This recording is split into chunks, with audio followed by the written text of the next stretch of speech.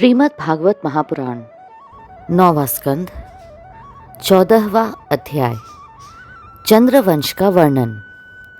श्री सुखदेव जी कहते हैं, परीक्षित, अब मैं तुम्हें चंद्रमा के पावन वंश का वर्णन सुनाता हूँ। इस वंश में पुरूरवा आदि बड़े बड़े पवित्र कीर्ति राजाओं का कीर्तन किया जाता है। सहस्रों सिर वाले विराट पुरुष नारायण के नाभि सरोवर के कमल से ब्रह्मा जी की उत्पत्ति हुई। ब्रह्मा जी के पुत्र हुए अत्रि। वे अपने गुणों के कारण ब्रह्मा जी के समान ही थे। उन्हीं अत्रि के नेत्रों से अमृतमय चंद्रमा का जन्म हुआ। ब्रह्मा जी ने चंद्रमा को ब्राह्मण, औषधि और नक्षत्रों का अधिपति बना दिया। उन्होंने तीनों लोकों पर विजय प्राप्त की और राजसूय यज्ञ किया। इससे उनका घमंड बढ़ गया और उन्होंने बलपूर्वक बृहस्पति की पत्नी तारा को हर लिया। देवगुरु बृहस्पति ने अपनी पत्नी को लौटा देने के लिए उनसे बार बार याचना की, परंतु वे इतने मतवाले हो गए थे कि उन्होंने किसी प्रकार उनकी पत्नी को नहीं लौटाया। ऐसी परिस्थिति में उसके लिए देवता और दानव में घोर संग्राम छिड़ गया। शुक्राचार्य जी ने बृहस्पति जी को द्वेष से असुरों के साथ चंद्रमा का पक्ष ले लिया और महादेव जी ने स्नेहवश समस्त भूत गणों के साथ अपने विद्या गुरु अंगिरा जी के पुत्र बृहस्पति का पक्ष लिया। देवराज इंद्र ने भी समस्त देवताओं के साथ अपने गुरु बृहस्पति जी का ही पक्ष लिया। इस प्रकार तारा के निमित्त से देवता और असुरों का संहार करने वाला घोर संग्राम हुआ। तदनंतर अंगिरा ऋषि ने ब्रह्मा जी के पास जाकर यह युद्ध बंद कराने की प्रार्थना की। इस पर ब्रह्मा जी ने चंद्रमा को बहुत डांटा फटकारा और तारा को उसके पति बृहस्पति जी के हवाले कर दिया। जब बृहस्पति जी को यह मालूम हुआ कि तारा तो गर्भवती है, तब उन्होंने कहा, दुष्टे, मेरे क्षेत्र में यह तो किसी दूसरे का गर्भ है। इसे तू अभी त्याग दे, तुरंत त्याग दे।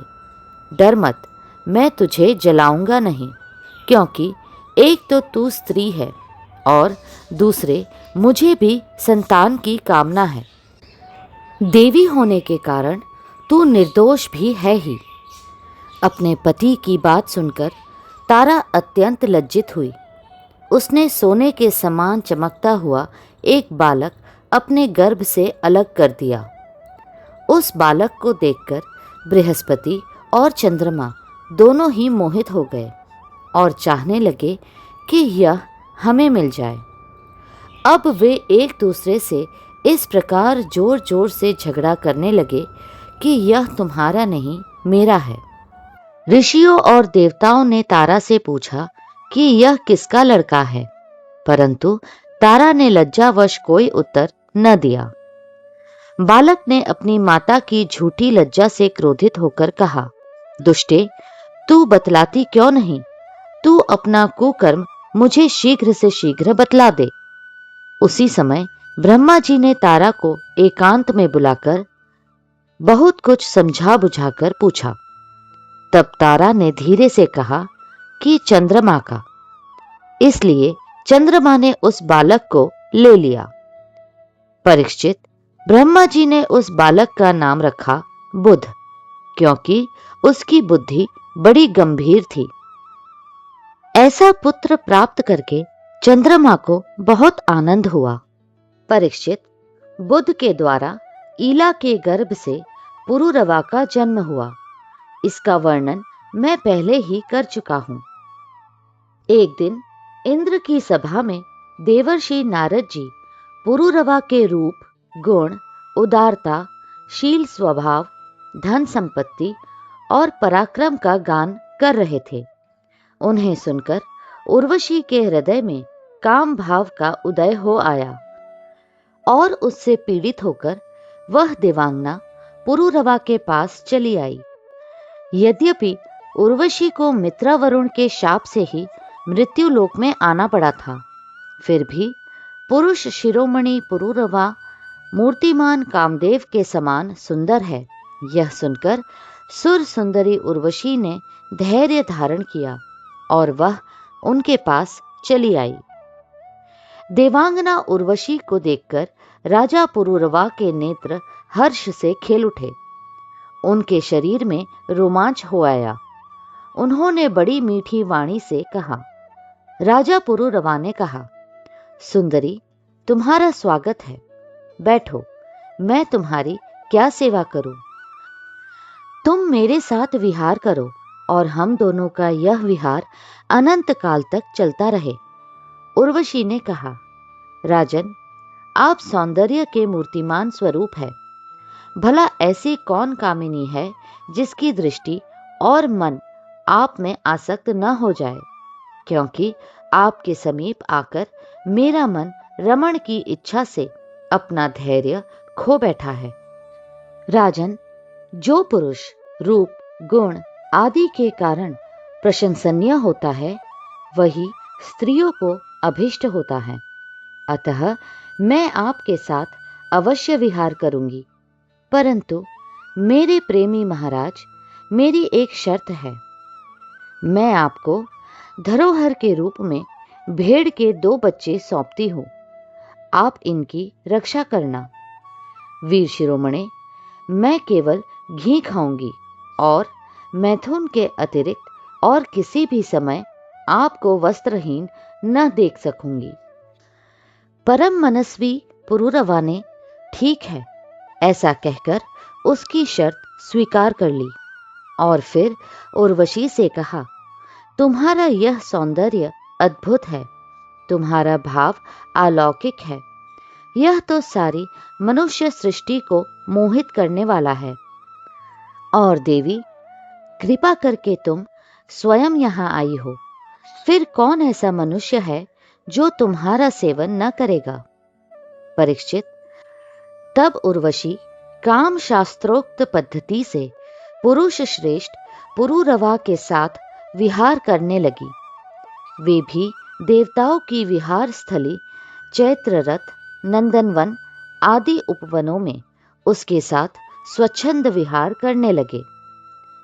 देवी उर्वशी के शरीर से कमल केसर की सी सुगंध निकला करती थी। उसके साथ राजा पुरूरवा ने बहुत वर्षों तक आनंद विहार किया। वे उसके मुख की सुरभि से अपनी सुध बुध खो बैठते थे। इधर जब इंद्र ने उर्वशी को नहीं देखा, तब उन्होंने गंधर्वों को उसे लाने के लिए भेजा और कहा, उर्वशी के बिना मुझे यह स्वर्ग फीका जान पड़ता है। वे गंधर्व आधी रात के समय घोर अंधकार में वहां गए और उर्वशी के दोनों भेड़ों को, जिन्हें उसने राजा के पास धरोहर रखा था, चुराकर चलते बने। उर्वशी ने जब गंधर्वों के द्वारा ले जाए जाते हुए अपने पुत्र के समान प्यारे भेड़ों की बैं बैं सुनी, तब वह कह उठी कि अरे, इस कायर को अपना स्वामी बनाकर मैं तो मारी गई। यह नपुंसक अपने को बड़ा वीर मानता है, यह मेरे भेड़ों को भी न बचा सका। इसी पर विश्वास करने के कारण लुटेरे मेरे बच्चों को लूटकर लिए जा रहे हैं। मैं तो मर गई। देखो तो सही, यह दिन में तो मर्द बनता है और रात में स्त्रियों की तरह डर कर सोया रहता है। परीक्षित, जैसे कोई हाथी को अंकुश से बेध डाले, वैसे ही उर्वशी ने अपने वचन बाणों से राजा को बिंध दिया। राजा पुरूरवा को बड़ा क्रोध आया और हाथ में तलवार लेकर वस्त्रहीन अवस्था में ही वे उस ओर दौड़ पड़े। गंधर्वों ने उनके झपटते ही भेड़ों को तो वहीं छोड़ दिया और स्वयं बिजली की तरह चमकने लगे। जब राजा पुरूरवा भेड़ों को लेकर लौटे, तब उर्वशी ने उस प्रकाश में उन्हें वस्त्रहीन अवस्था में देख लिया। बस वह उसी समय उन्हें छोड़कर चली गई। परीक्षित, राजा पुरूरवा ने जब अपने शयनागार में अपनी प्रियतमा उर्वशी को नहीं देखा तो वे अनमने हो गए। उनका चित्त उर्वशी में ही बसा हुआ था। वे उसके लिए शोक से विह्वल हो गए और उन्मत्त की भांति पृथ्वी में इधर उधर भटकने लगे। एक दिन कुरुक्षेत्र में सरस्वती नदी के तट पर उन्होंने उर्वशी और उसकी 5 प्रसन्नमुखी सखियों को देखा और बड़ी मीठी वाणी से कहा, प्रिय, तनिक ठहर जाओ, एक बार मेरी बात मान लो। निष्ठुरे, अब आज तो मुझे सुखी किए बिना मत जाओ, क्षण भर ठहरो। आओ, हम दोनों कुछ बातें तो कर ले।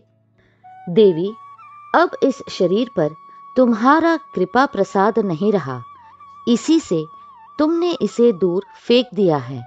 अतः मेरा यह सुंदर शरीर अभी ढेर हुआ जाता है और तुम्हारे देखते देखते इसे भेड़िए और गिद्ध खा जाएंगे। उर्वशी ने कहा, राजन, तुम पुरुष हो, इस प्रकार मत मरो। देखो, सचमुच ये भेड़िए तुम्हें खा न जाए। स्त्रियों की किसी के साथ मित्रता नहीं हुआ करती। स्त्रियों का हृदय और भेड़ियों का हृदय बिल्कुल एक जैसा होता है। स्त्रियां निर्दय होती है, क्रूरता तो उनमें स्वाभाविक ही रहती है।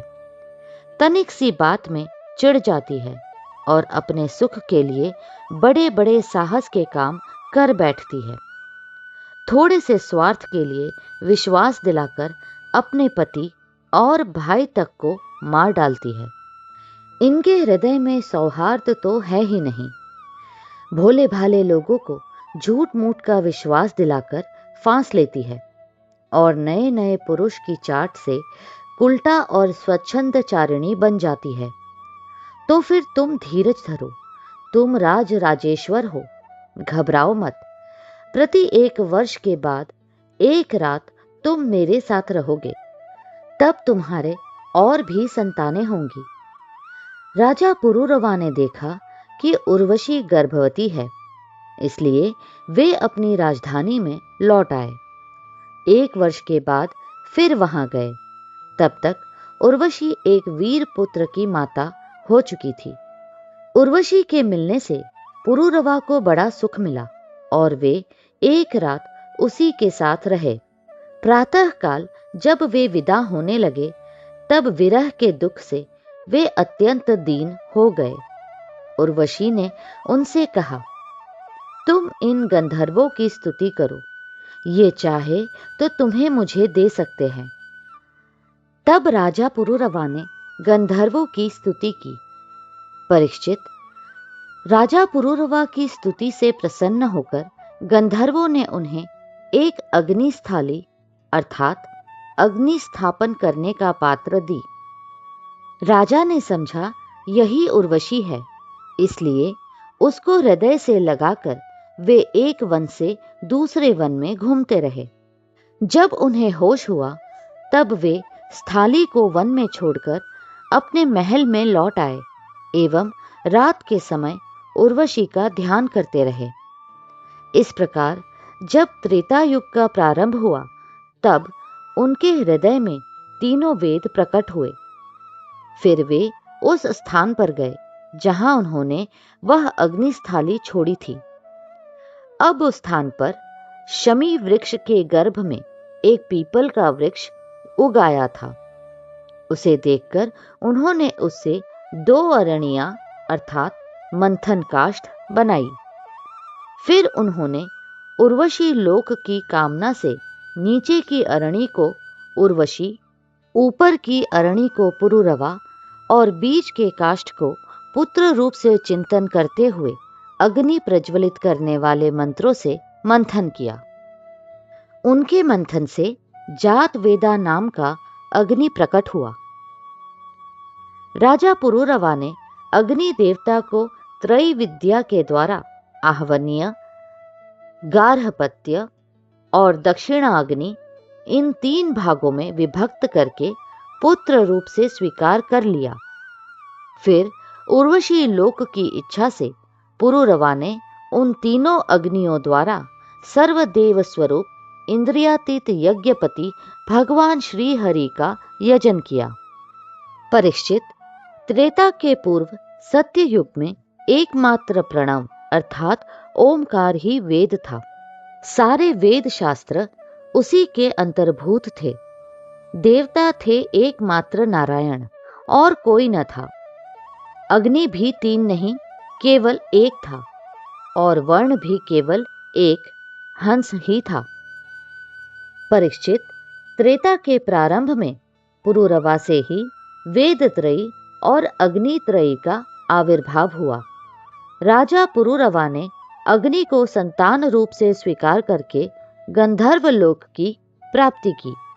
अगला अध्याय शीघ्र ही साझा होगा।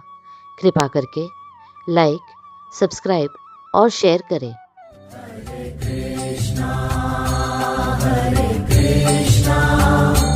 कृष्णा